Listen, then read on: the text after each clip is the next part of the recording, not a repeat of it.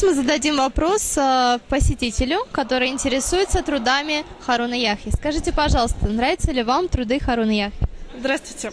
Я совсем недавно познакомилась с его трудами и хочу сказать, что он действительно заставляет человека задуматься над тем, откуда мы появились и как была создана жизнь. Потому что в школе нас всегда, и в России, я думаю, во всем мире учат именно по западной идеологии о том, что жизнь – это борьба, что надо выживать, бороться, и это вызывает в людях достаточно большую агрессию.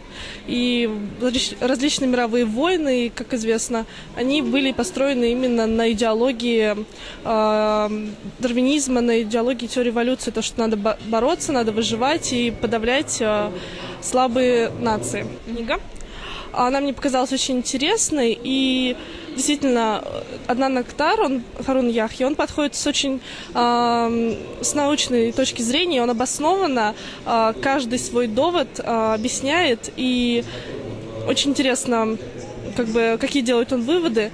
Действительно, нельзя не задуматься о том, что действительно по-настоящему нас создал Бог.